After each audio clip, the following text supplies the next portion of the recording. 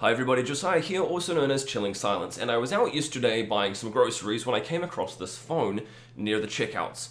Now, why is this phone important? You can see it's not very fancy at all, but if you have a look here, it's running Android 5.1. It's also really cheap, so this $70 New Zealand is somewhere around about $40 US, and I know there are even cheaper models.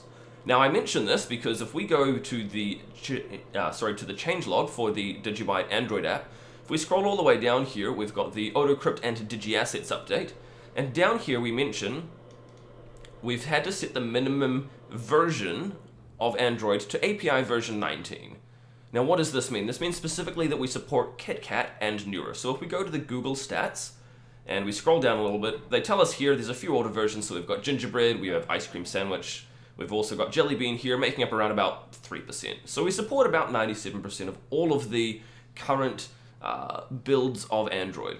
Now, why is this important? This is important for DigiByte because Google themselves even have a blog called The Next Billion. And as part of this Next Billion, they talk about reaching another billion users. So it's not just people in nations such as New Zealand, Australia, the US, the UK, for example, but the next billion will be people in China, people in India, for example.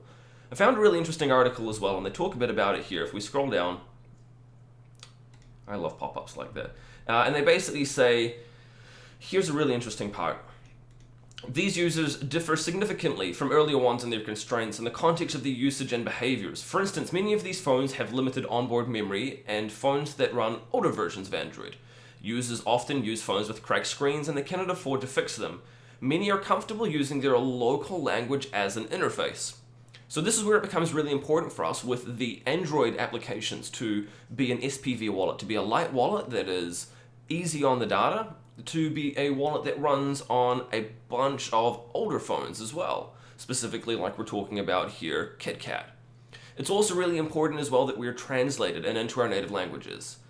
So although this might not be something that you can directly assist with, being a translator or anything along those lines, if you don't know anything else, I would encourage you to keep this in mind. Find other people that might be able to help out. Start thinking about the ways that we can reach these next billion users.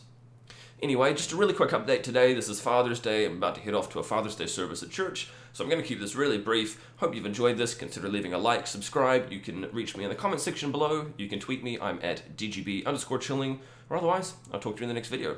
See you tomorrow. Cheers.